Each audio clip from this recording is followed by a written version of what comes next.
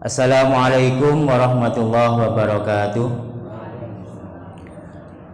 Alhamdulillahirabbil alamin wa bihi nasta'in ala umuri dunya waddin wassalatu wassalamu ala asyrafil anbiya wal mursalin sayyidina wa maulana Muhammadin wa ala alihi wa sahbihi ajmain. Asyhadu an la ilaha illallah wahdahu la syarikalah wa asyhadu anna Muhammadan abduhu wa rasuluhu la nabiyya ba'dah. Rabbi shrah li sadri wa yassir li amri wahlul 'uqdatam min lisani yafqahu qawli. Subhanaka la ilma lana illa ma 'allamtana innaka antal alimul hakim. Allahumma shalli wa sallim ala sayidina Muhammadin miftahi babi rahmatillah adada ma fi ilmillah salatan wa salaman daimaini bidawami mulkillah wa ala alihi wa sahbihi amma ba'du.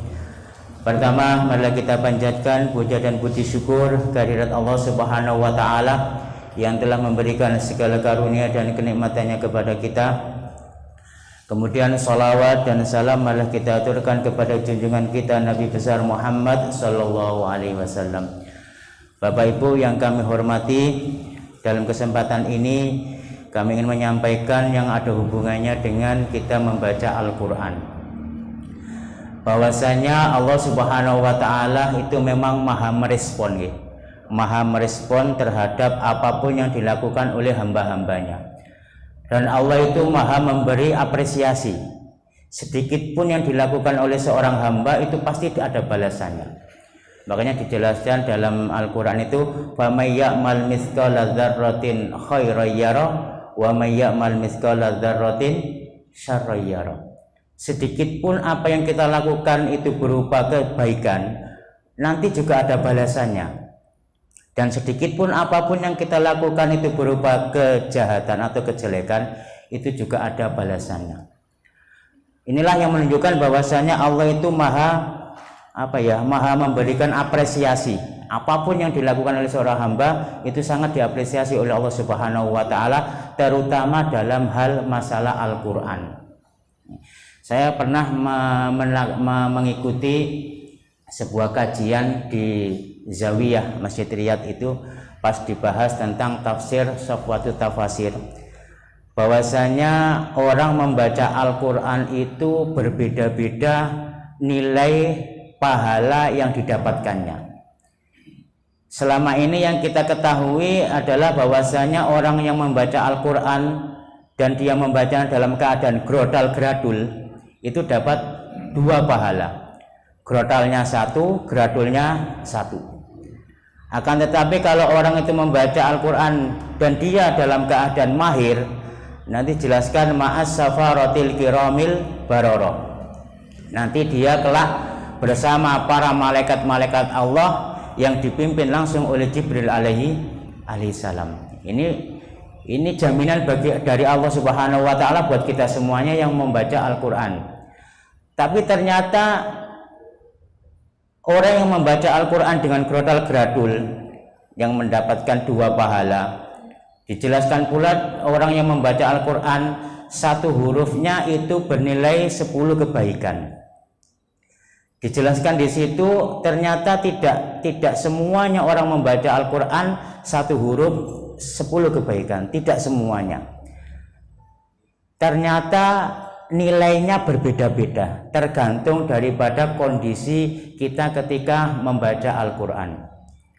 Dijelaskan bahwasanya orang yang membaca Al-Qur'an yang bernilai 10 kebaikan setiap hurufnya itu adalah ketika orang membaca dalam keadaan biasa, santai, dan tidak mempunyai wudhu. Jadi seperti kita jagongan biasa mungkin ya, ini membaca Al-Qur'an alif lam mim, alifnya 1, lamnya 1, mimnya 1 kali 10, setiap hurufnya bernilai 10. Akan tetapi berbeda dengan orang yang membaca Al-Qur'an sementara dia mempunyai wudhu. Ini berbeda. Makanya ini sekali lagi Allah maha memberikan apresiasi terhadap hambanya yang melakukan kreativitas. Apalagi kreativitasnya itu dalam bentuk kebaikan, itu pasti dibalas yang lebih dari Allah Subhanahu wa taala. Karena memang kita ini diuji sama Allah Subhanahu wa taala, mana di antara kalian yang paling bagus amalnya. Tabarakalladzi Tabarakalladzi biyadihil mulku wa huwa ala kulli syai'in qadir. Alladzi khalaqal mauta wal hayata liyabluwakum ayyukum ahsanu amala. Mana di antara kalian yang paling bagus amalnya? Inilah. Jadi ini karena dengan hubungan itulah termasuk membaca Al-Qur'an itu berbeda-beda antara yang satu dengan yang lainnya. Kalau nggak punya wudhu sementara dia dalam keadaan biasa-biasa saja, maka nilai per hurufnya itu adalah 10 kebaikan. Tapi tatkala kita membaca Al-Quran itu dengan memakai wudhu atau punya wudhu dalam keadaan suci, maka yang kita baca setiap hurufnya itu tidak 10, akan tetapi setiap hurufnya bernilai 25 kebaikan. Ini berbeda. Makanya kita juga harus memperhatikan, saya kira semuanya saja, apalagi seperti kita ini, yang paling bagus pasti ada apresiasinya, yang paling bagus lagi pasti ada apresiasinya, gitu. Itu kalau dalam keadaan wudhu. Jikalau Al-Quran itu dibaca dalam keadaan sholat, ini berbeda lagi, ya.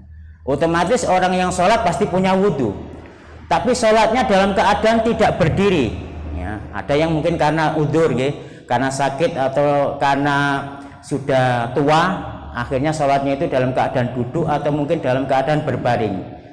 Maka Al-Quran yang dibaca itu tidak nilainya 10 kebaikan per hurufnya atau 25 huruf nilai kebaikannya, tapi 50 kebaikan setiap hurufnya. Berbeda lagi, ya. Jadi dibaca dalam sholat, tapi sholatnya dalam keadaan tidak berdiri. Setiap hurufnya itu bernilai 50 kebaikan. Dan akan berbeda lagi dengan apabila Al-Quran itu dibaca dalam keadaan sholat, tapi sholatnya berdiri. Nah, ini berbeda lagi, ya. Tidak 10 kebaikan, tidak 25 kebaikan, akan tetapi setiap hurufnya itu bernilai 75 kebaikan. Nah, makanya, kalau sholat itu kalau bisa baca Al-Qur'annya yang banyak, tapi kita sayangnya, ya, kalau sholat itu paling dibaca qul huwallahu ahad gitu, sama wal asri atau inna a'tainakal kausar gitu. Padahal ini berbeda sekali, gitu. Sudah membaca Al-Qur'an dalam keadaan wudhu, dalam keadaan berdiri ketika kita sholat. Ini satu hurufnya bernilai 75 kebaikan, tidak 10. Ini sungguh luar biasa. Allah memberikan apresiasi kepada hamba-hambanya yang membaca Al-Quran. Akan tetapi berbeda lagi jikalau Al-Quran itu dibaca dan Al-Quran itu tahu kedudukannya. Jadi misalkan kedudukan ini menjadi apa? Jadi fa'il, jadi fi'il, jadi na'at, jadi man'ut, jadi apa namanya mubtada, jadi khobar dan sebagainya. Tahu kedudukannya, ya. Jadi bismillahi ar-rahmani, kok enggak ar-rahmanu, dan sebagainya. Tahu kedudukannya, paham tentang itu, ya.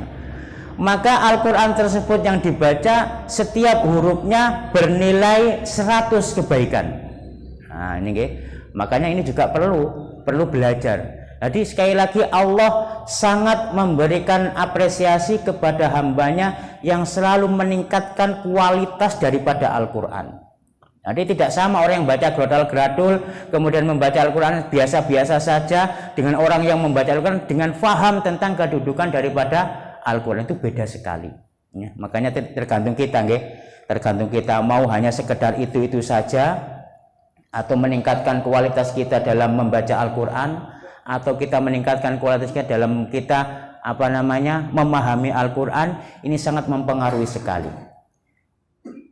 Lanjutnya lagi, apabila Al-Quran itu dibaca, ya, ini di luar sholatnya, dalam keadaan dia itu faham tentang maknanya, ya, Ini mungkin sekelas Quraisy Shihab atau mungkin Gus Baha nih, ya, kelasnya semacam itu. Ini maka Al-Quran yang dibaca setiap hurufnya itu tidak 10 lagi, gitu ya, tidak 10 lagi, tapi sudah menjadi 150 kebaikan setiap hurufnya.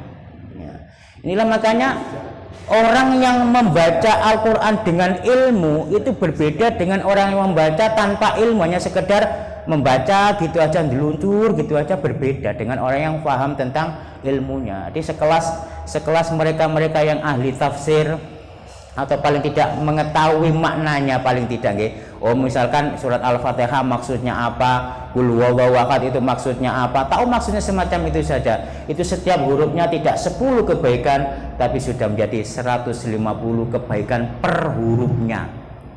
Jadi makanya nggih, sekali lagi Allah sangat memberikan respon dan apresiasi yang baik terhadap orang yang mempunyai kreativitas yang bagus, terutama dalam membaca Al-Qur'an. Ini makanya Ibu Bapak yang dirahmati oleh Allah, jadi supaya kita tidak monoton itu saja gitu. Jadi kalah nggih, kita mungkin membaca sak juz, misalkan Gus Bam membaca sak surat aja mungkin kalah pahalanya dengan mereka. Karena apa? Kita membaca tanpa pokoknya isok melaku gitu nggih. Asalkan tidak banyak salah, tidak geradul, tapi sementara sekelas Quraisy Shihab, sekelas Gus Bak dan sebagainya itu membaca dihayati maknanya, ya. Tahu gitu ya.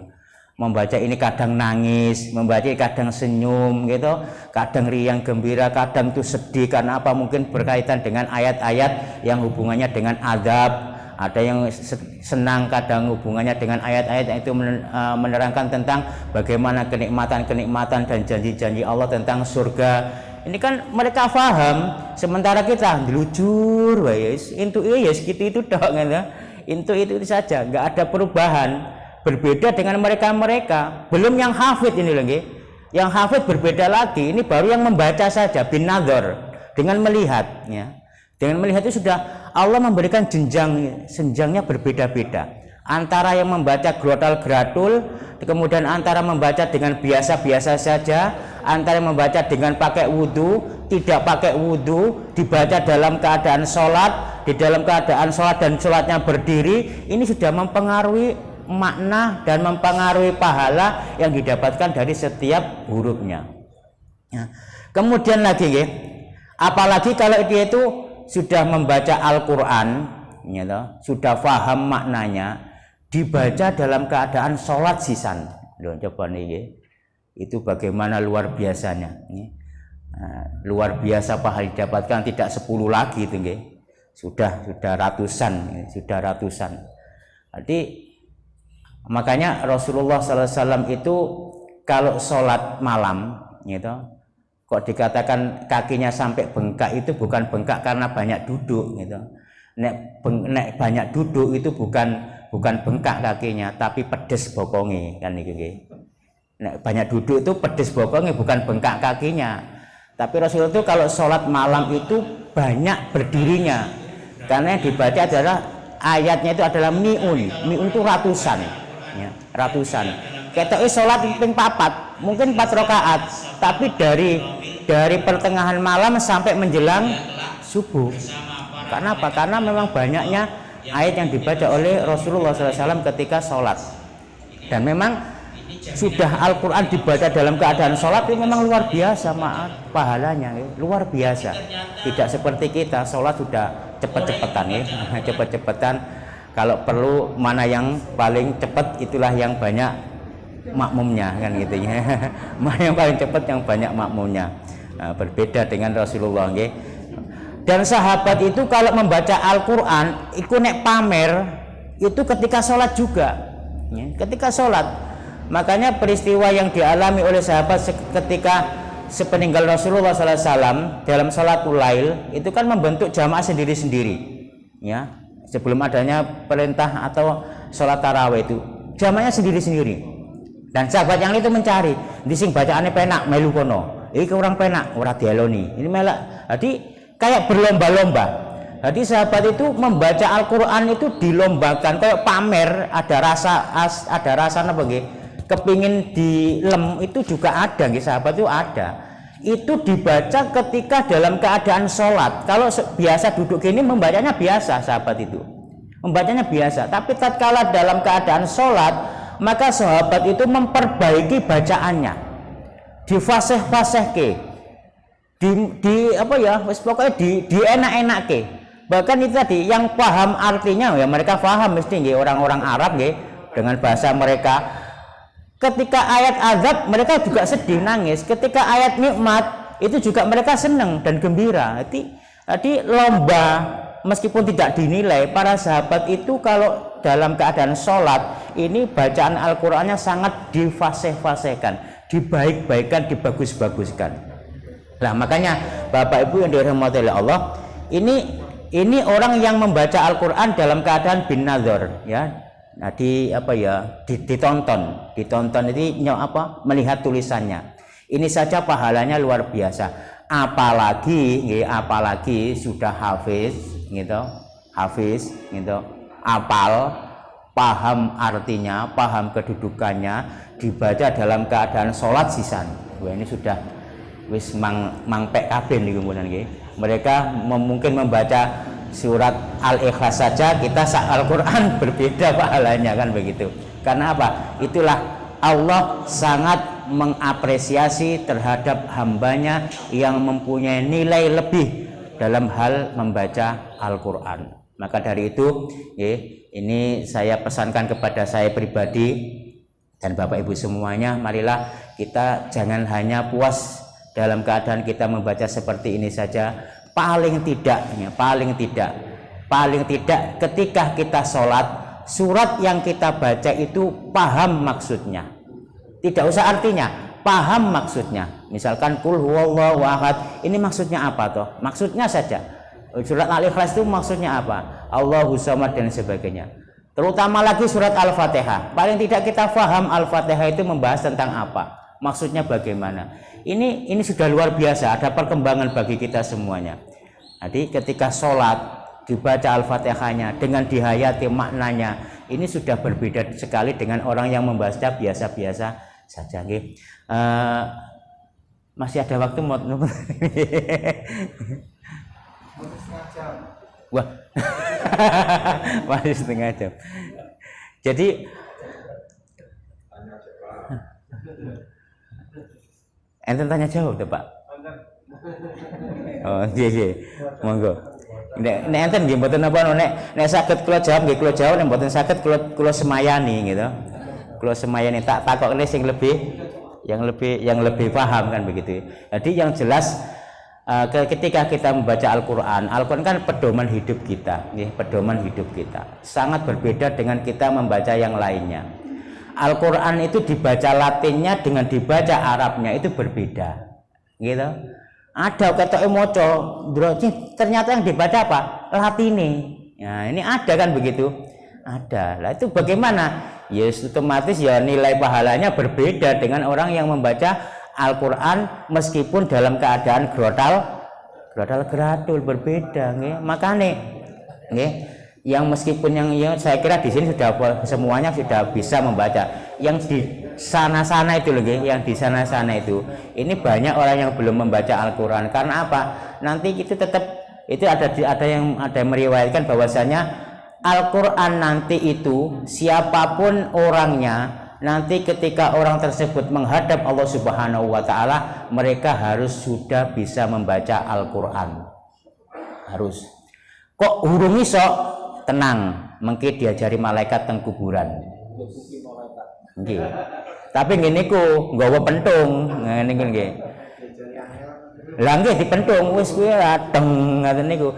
Kuwi diwene urip iki dienggo ngopo to ya? Lah ngene. Wektu mbok nggo ngopo to ya? Mosok nggo maca Al-Qur'an ora iso. Ngene tak ajari, ora iso. Gebuk awak dhewe nggih, paling diselentik ngoten mawon pol-pole gitu. Kalau nanti di akhirat diajari malah di alam kubur. Soalnya apa? Nanti ketika di alam barzah ini semuanya harus bisa membaca. Karena apa? Roh kita dulu itu di alam arsy itu sudah tahu tentang Al-Qur'an. Kok ndelalahin ning dunya selenco? Nah, itu tadi diajari sama malaikat, nggak usah khawatir.